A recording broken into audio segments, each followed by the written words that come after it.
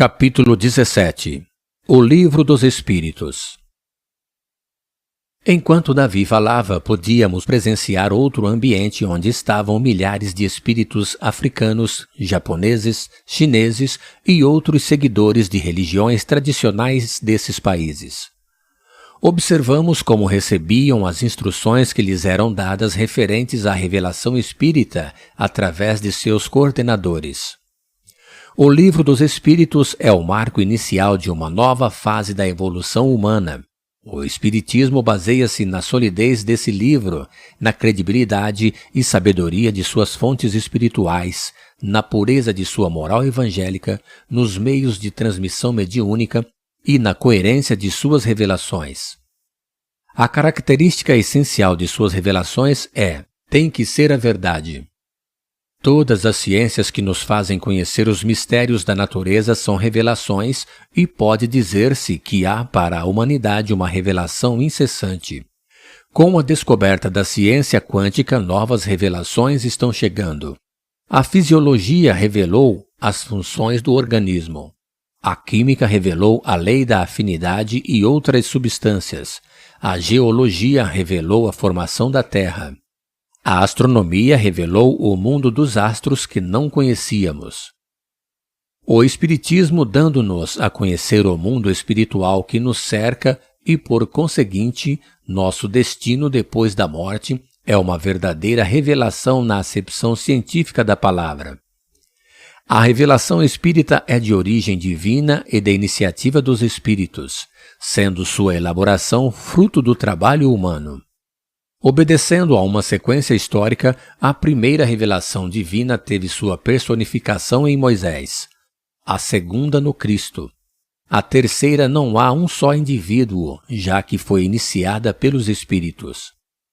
Aí está um caráter essencial de grande importância. A revelação espírita ou terceira revelação é coletiva no sentido de não ter sido dada como privilégio a pessoa alguma.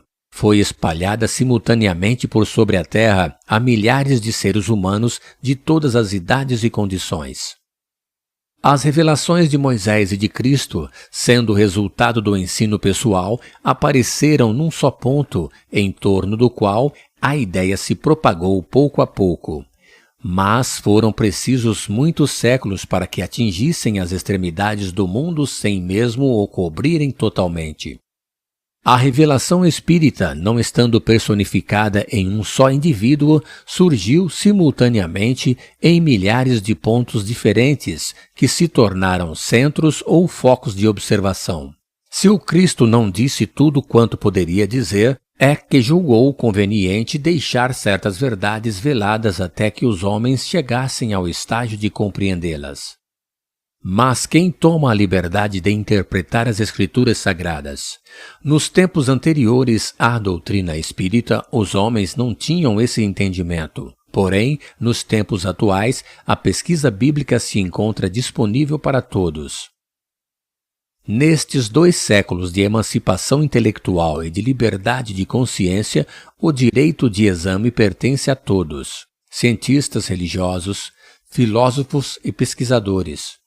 Os homens, cada vez mais esclarecidos, à medida em que novos fatos e novas leis se forem revelando, saberão separar da realidade os sistemas utópicos. Ora, enquanto a ciência torna conhecida algumas leis, o Espiritismo revela outras. E todas essas leis são imprescindíveis à inteligência dos textos sagrados em todas as religiões, desde Confúcio e Buda até o cristianismo. O último caráter da revelação espírita é que, se apoiando em fatos, tem que ser e não pode deixar de ser essencialmente progressiva como todas as ciências de observação. Caminhando de par com o progresso científico, Kardec disse: se em algum ponto a ciência descobrir que o espiritismo esteja equivocado, o espiritismo deixa esse ponto e segue a ciência. O espiritismo jamais será ultrapassado. Se uma verdade nova se revelar, ele a aceitará. Hoje, quase 160 anos depois da publicação de O Livro dos Espíritos, nenhum dos princípios fundamentais do espiritismo foi abalado. Todos permanecem intactos, e isso num século em que o mundo sofreu radicais transformações em todos os campos do conhecimento. O que se pode observar é que o desenvolvimento da ciência se processa justamente na direção dos princípios espíritas.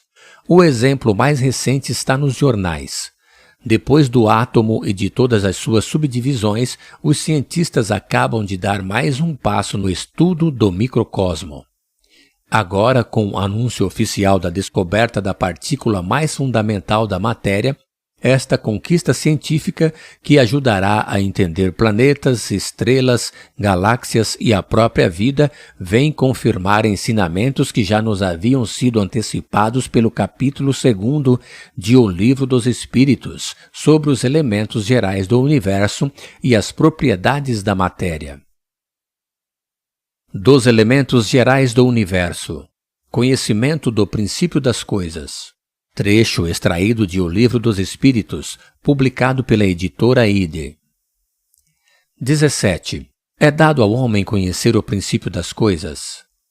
Não. Deus não permite que ao homem tudo seja revelado neste mundo. 18. Penetrará o homem um dia o mistério das coisas que lhe estão ocultas? O véu se levanta a seus olhos à medida que ele se depura, mas, para compreender certas coisas, são-lhe precisas faculdades que ainda não possui. 19.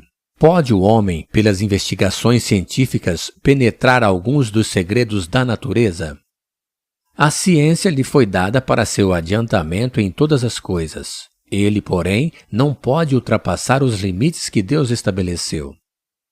Quanto mais consegue o homem penetrar nesses mistérios, tanto maior admiração lhe devem causar o poder e a sabedoria do Criador.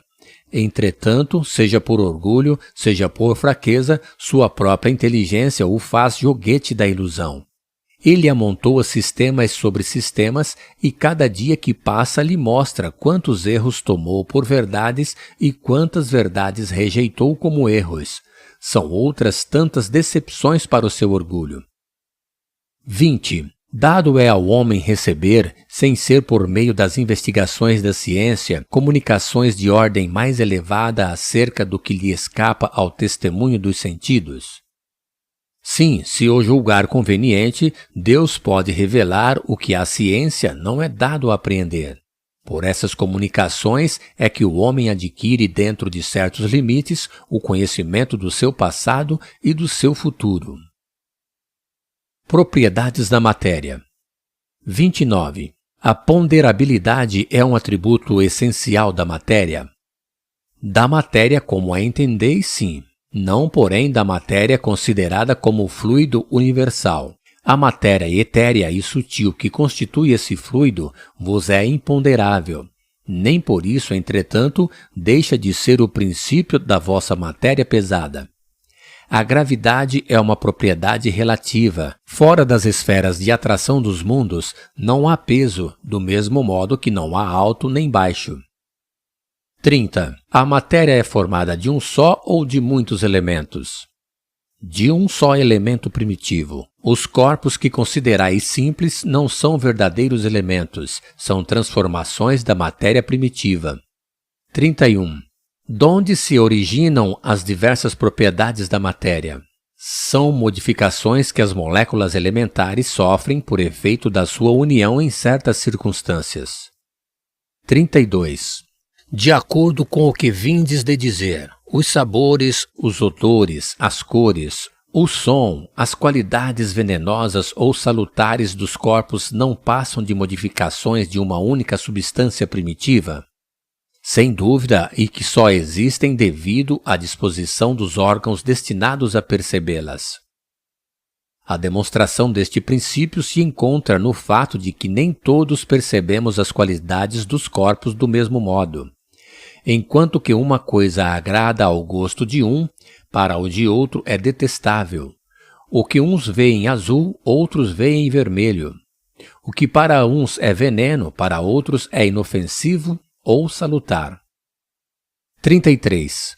A mesma matéria elementar é suscetível de experimentar todas as modificações e de adquirir todas as propriedades? Sim, e é isso que se deve entender quando dizemos que tudo está em tudo.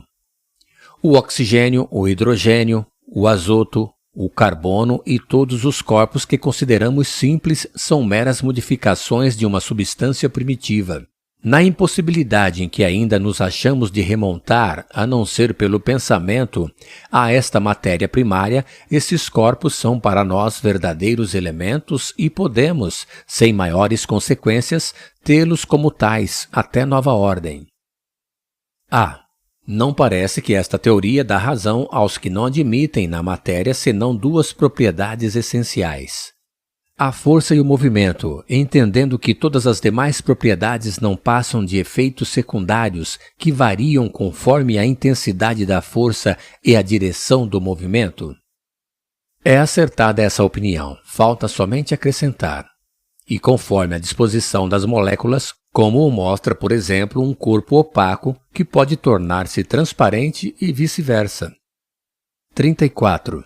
As moléculas têm forma determinada? Certamente, as moléculas têm uma forma, porém não sois capazes de apreciá-la. Essa forma é constante ou variável?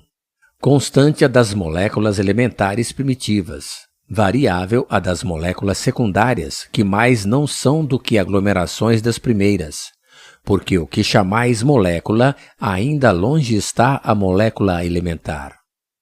Nota: este princípio explica o fenômeno conhecido de todos os magnetizadores e que consiste em dar-se, pela ação da vontade, a uma substância qualquer, a água, por exemplo, propriedades muito diversas, um gosto determinado e até as qualidades ativas de outras substâncias. Desde que não há mais de um elemento primitivo e que as propriedades dos diferentes corpos são apenas modificações desse elemento, o que se segue é que a mais inofensiva substância tem o mesmo princípio que a mais deletéria.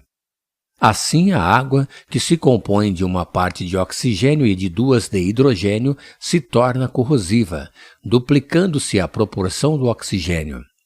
Transformação análoga se pode produzir por meio da ação magnética dirigida pela vontade.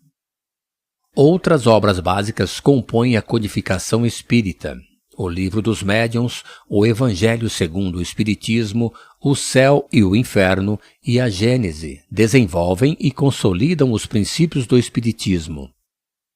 O que mais nos chamou a atenção é que, à medida em que Davi falava, ele se representava em várias equipes espirituais de povos diferentes que ali se encontravam, cada um recebendo as orientações em seu próprio idioma, como se estivessem assistindo importante aula sobre o Espiritismo, já que, naquele momento, contávamos com as presenças de mais de 2 milhões de espíritos desencarnados e encarnados, vindos de todas as partes do mundo, que haviam saído do corpo físico em desdobramento e estavam participando daquela magnífica reunião nas dimensões espirituais. Cada um desses espíritos encarnados que ali se encontravam executavam uma missão do bem na Terra.